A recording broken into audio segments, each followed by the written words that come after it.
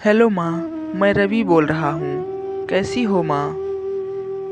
मैं ठीक हूँ बेटे।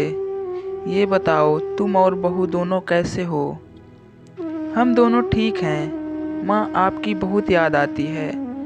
अच्छा सुनो माँ, मैं अगले महीने इंडिया आ रहा हूँ तुम्हें लेने। क्या? हाँ माँ, अब हम सब साथ ही रहेंगे। नीतू कह रही थी माँ जी को अमेरिका ले आओ, वहाँ अकेली बहुत परेशान हो रही होंगी। हेलो, सुन रही हो माँ? हाँ हाँ बेटे। बूढ़ी आंखों से खुशी की अश्रुधारा बह निकली। बेटे और बहू का प्यार नस नस में दौड़ने लगा।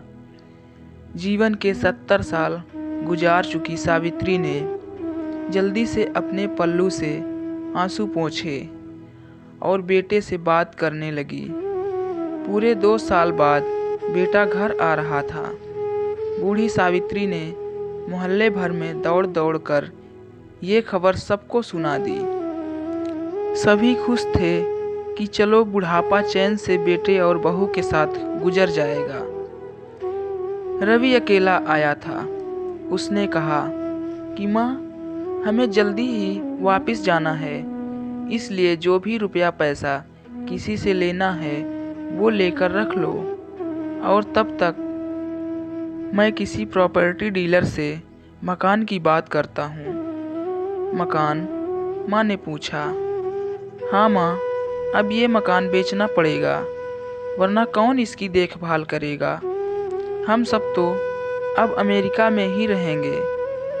बूढ़ी आंखों ने मकान के कोने कोने को ऐसे निहारा जैसे किसी अबोध बच्चे को सहला रही हो। आनन फानन और औने पौने दाम में रवि ने मकान बेच दिया। सावित्री देवी ने वो जरूरी सामान समेटा जिससे उनको बहुत ज़्यादा लगाव था। रवि टैक्सी मंगवा चुका था। एयरपोर्ट पहुंचकर रवि ने कहा, माँ, तुम यहाँ बैठो, मैं अंदर जाकर सामान की जांच और बोर्डिंग और वीज़ा का काम निपटा लेता हूँ। ठीक है बेटा। सावित्री देवी वहीं पास की बेंच पर बैठ गई। काफ़ी समय बीत चुका था।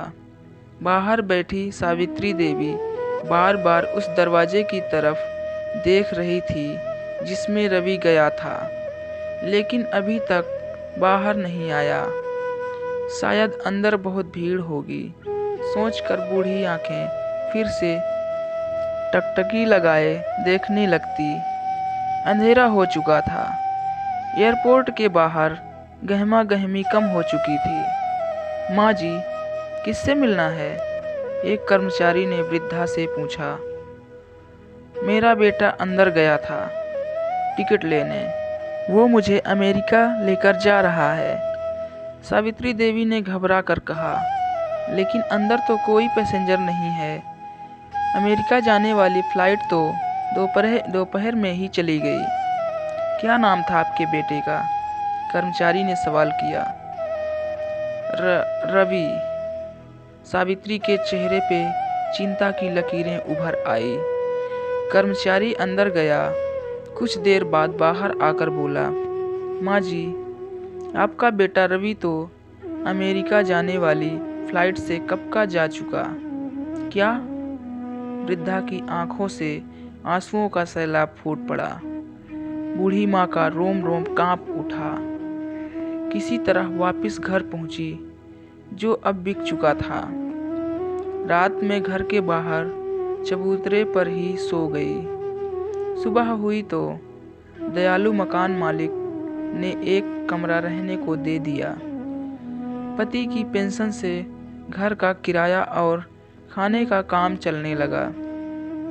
समय गुजरने लगा। एक दिन मकान मालिक ने वृद्धा से पूछा, माँ जी, क्यों नहीं आप अपने किसी रिश्तेदार के यहाँ चली जाएं? अब आपकी उम्र भी बहुत हो गई, अकेली कब तक रह पाएंगी?